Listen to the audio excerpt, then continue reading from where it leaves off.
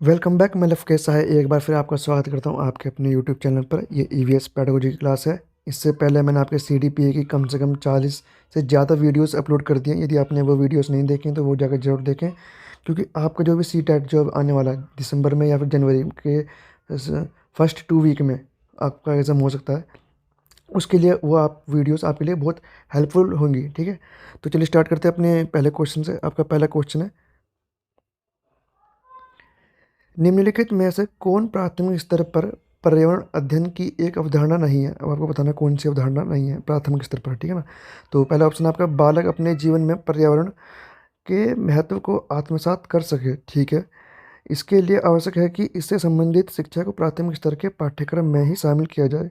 ये बात ठीक है कि जब यदि हम बच्चे को पर्यावरण के बारे में जागरूक करना चाहते हैं, ठीक है ना, स्टार्टिंग से, तो हमें प्राथमिक स्तर पर से ही उसे जागरूक करना पड़ेगा। ठीक है। दूसरा ऑप्शन आपका, पर्यावरण शिक्षा निरंतर चलने वाली प्रक्रिया है, अतः प्राथमिक स्तर से ही इसका शिक्षण आवश्यक है। ये बात भी सेम है। और थर्ड ऑप्शन आपका, प्राथमिक स्तर पर पर्यावरण अध्ययन को पाठ्यक्रम में शामिल करने के फलस्वरूप ही बालक भविष्य में पर्यावरण विशेषज्ञ बनकर इस क्षेत्र में रोजगार प्राप्त करेगा। देखो, अब जरूरी नहीं है कि इस क्षेत्र में ही रोजगार प्राप्त करे, और उसने नहीं पूछा है कौन सी अवधारणा नहीं है, तो ये ऑप्शन आपका नहीं वाला है, तो ये ऑप्शन सही है क्वेश्चन के अकॉर्डिंग। ठीक है ना, मतलब जो नहीं वाला ऑप्शन है ये थर्ड है। और फोर्थ ऑप्शन है, पर्यावरण शिक्षा औपचारिक एवं अनौपचारिक दोनों ही प्रकार से चलनी चाहिए। बिल्कुल ठीक। और इसकी शुरुआत प्राथमिक स्तर पर ही होनी चाहिए। जरूरी नहीं है कि हम क्लास में बच्चों को पढ़ाएं और बाहर बच्चों को ना पढ़ाएं, मतलब कि सिर्फ किताबी ज्ञान दे दिया, और जब हम बाहर प्ले ग्राउंड में या फिर हम बच्चों को कहीं ले टूर टूर पे लेके जा रहे हैं या फिर ठीक है ना पिकनिक पे लेके जा रहे हैं, तो हम बच्चे को कुछ नहीं बता पर्यावरण के बारे में। ठीक है, तो ये वही बात बोल रहा है कि दोनों चीज़ें हमें करनी है कि यदि हम क्लास से बाहर भी बच्चे को पढ़ा रहे हैं, कहीं ले जा रहे हैं, तो भी हम बच्चे को अनौपचारिक रूप से बताएं। ठीक है, तो यहाँ पर जो नहीं वाला ऑप्शन है वो थर्ड है। नेक्स्ट क्वेश्चन है आपका, तीसरी कक्षा के बच्चों को पर्यावरण की स्वच्छता से संबंधित शिक्षा प्रदान करने का सबसे अच्छा तरीका क्या हो सकता है। मतलब अब आपको पर्यावरण को से रिलेटेड जो स्वच्छता है उसके बारे में सबसे अच्छा तरीका बताना है। तो पहला, स्वच्छता पर एक व्याख्यान देना। देखो, सिर्फ बोलने से कुछ नहीं होगा, ठीक है ना, कि ऐसा बनो ऐसा करो, उसे अप्लाई भी करना होता है, तो फर्स्ट ऑप्शन तो होगा नहीं। दूसरा, स्वच्छता के लाभ की शिक्षा देने वाली एक कहानी सुनाना। देखो, बोलना और कहानी सुनाने में ज़्यादा अंतर नहीं है, ठीक है ना, बस ये कहानी होगी, ये डायरेक्ट बता रहा है, तो सेकंड ऑप्शन भी नहीं है। और थर्ड ऑप्शन आपका, बच्चों को शरीर एवं उसके परिवेश को स्वच्छ रखते हुए उनमें स्वच्छता संबंधी आदतों का विकास करने संबंधी विभिन्न विभिन्न गतिविधियों से मैं संलिप्त करना। मतलब बच्चों को ऐसी एक्टिविटी कराओ, है ना, जिसमें बच्चा अपने आप को साफ रखे। जैसे कि यदि हम कॉपी में यदि हम पेंसिल से कुछ लिख रहे हैं, काउंटिंग लिख रहे हैं, तो उन्हें भी हम साफ सुथरे तरीके से लिखेंगे। यदि हम स्कूल में आ रहे हैं तो कपड़े साफ सुथरे होने, खून कटे होने चाहिए। ठीक है ना, मतलब कुछ बातों को ध्यान रखें। वॉशरूम के बाद हम हाथ धोएं। यदि हम इन चीज़ों में बच्चे को इन्वॉल्व रखते हैं तो बच्चा स्वच्छता के प्रति जागरूक होगा। ठीक है, तो यहाँ पे जो आपका थर्ड ऑप्शन है वो ठीक होगा। और फोर्थ ऑप्शन है, स्वच्छता पर व्याख्यान देने के बाद इसके लाभ की शिक्षा देने वाली एक कहानी सुनाए। देखो, आपने व्याख्यान दे दिया, फिर बाद में आपने एक कहानी सुना दी, तो फर्स्ट और सेकंड ऑप्शन फिर से थर्ड में इंक्लूड कर दिया, जो कि नहीं होना चाहिए। ठीक है ना, तो यहाँ पर आपका जो थर्ड ऑप्शन है वो ठीक होगा और फोर्थ ऑप्शन भी गलत है। नेक्स्ट क्वेश्चन है आपका, निम्नलिखित में से कौन वानिकी के संबंधित है। मतलब वानिकी से मतलब पेड़ वाटिका से संबंधित कौन सा है। तो आपको पहला बताना, फर्स्ट ऑप्शन आपका वानिकी वनों का प्रबंधन है। ठीक है, मान लिया हमने। सेकंड ऑप्शन आपका वानिकी वनों का संरक्षण है। हाँ बिल्कुल ठीक, हम पेड़ों की रक्षा करें, ये तो वानिकी में किया जाता है, वाटिका में। ठीक है ना। और थर्ड ऑप्शन आपका, वानिकी एक वैश्विक क्रिया है। तो ये बात भी ठीक है कि वैश्विक स्तर पर की जाती है, सिर्फ ये नहीं कि किसी एक पर्टिकुलर रीजन में कोई पर्टिकुलर लोग करते हो। ठीक है ना, तो सब लोग करते हैं, हर देश में ये चीज़ की जाती है, पेड़ों की रक्षा, पेड़ को उगाना, फल फ्रूट फ्रूट को उगाना। ठीक है ना, तो यहाँ पर A B C third option, fourth option आपका ठीक होगा।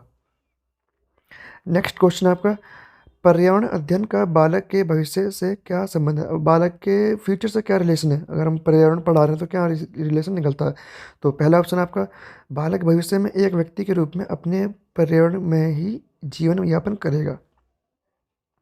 तो ये बात ठीक है, मान सकते हैं हम, क्योंकि यदि पर्यावरण ही नहीं होगा तो बच्चा जीवित कैसे रह पाएगा, बच्चा है कोई भी व्यक्ति जीवित कैसे रह पाएगा। तो जागरूक होना या फिर पर्यावरण के बारे में शिक्षा देना, बताना, ये जरूरी है। दूसरा ऑप्शन है, पर्यावरण के ज्ञान के बाद बालक भविष्य में इसका दोहन अच्छी तरह से कर पाए। दोहन का मतलब देखो, दोहन का मतलब ही होता है कि आप चीज़ों को हद से ज़्यादा यूज़ कर रहे हो, किसी भी चीज़ों को। ठीक है ना, तो ये ऑप्शन आपका गलत है, सेकंड। थर्ड ऑप्शन आपका, बालक भविष्य में इसी क्षेत्र में रोजगार, देखो इसी क्षेत्र में रोजगार प्राप्त करे ये जरूरी नहीं है हमेशा। फोर्थ ऑप्शन है बालक के भविष्य से पर्यावरण का कोई संबंध नहीं है, ये तो बिल्कुल नहीं है, तो यहाँ पर आपका फर्स्ट ऑप्शन बिल्कुल ठीक है।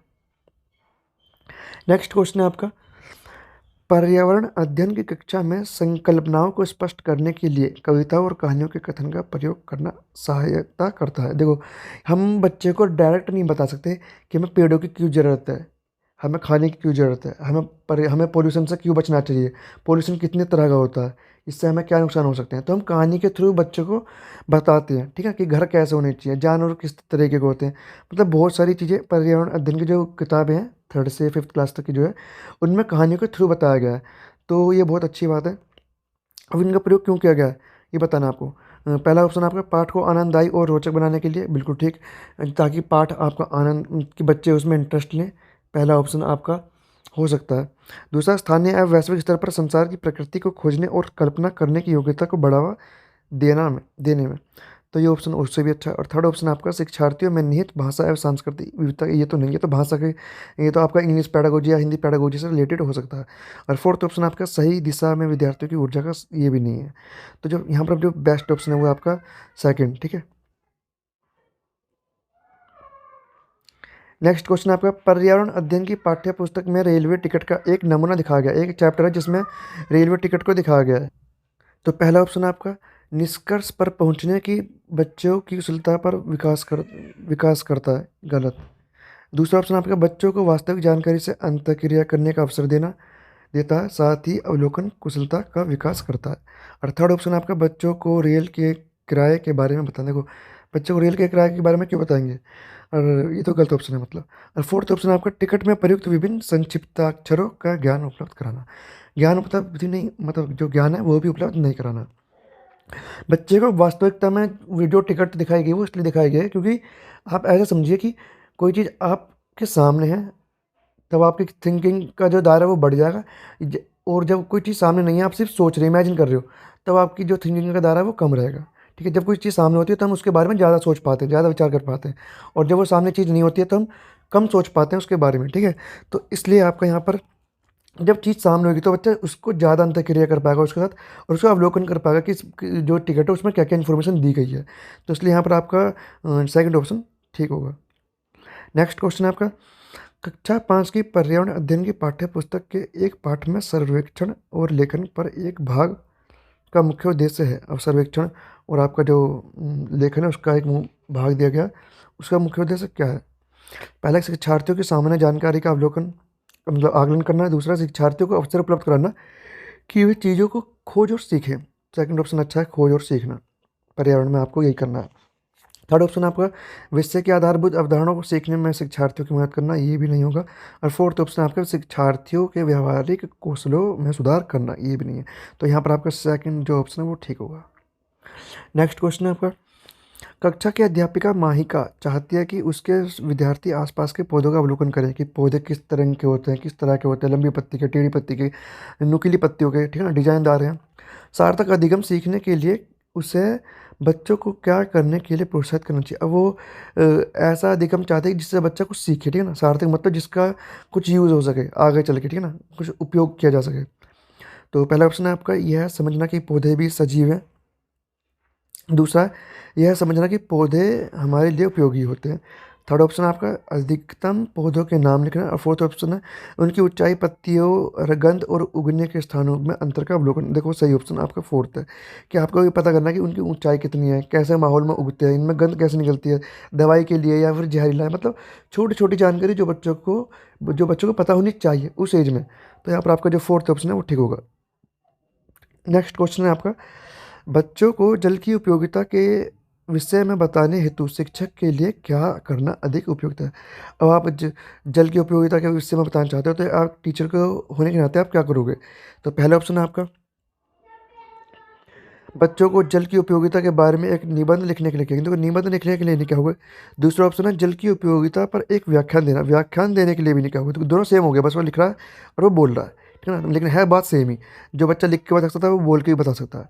थर्ड ऑप्शन है आपका जल के दैनिक उपयोग का उदाहरण देते हुए इसके ना होने की स्थिति में होने वाली परेशानियों से बच्चों को अवगत कराना। अब आप जल का आप दैनिक यूज़ में मतलब डेली लाइफ में यूज़ कर रहे हो और यदि किसी टाइम पर जल उपलब्ध ना हुआ आपको, 1 दिन के लिए भी यदि मान लेते हैं, तो आप ऐसी सिचुएशन में क्या-क्या प्रॉब्लम आप फेस करोगे? तो बच्चे को ये सोचना है, ठीक है?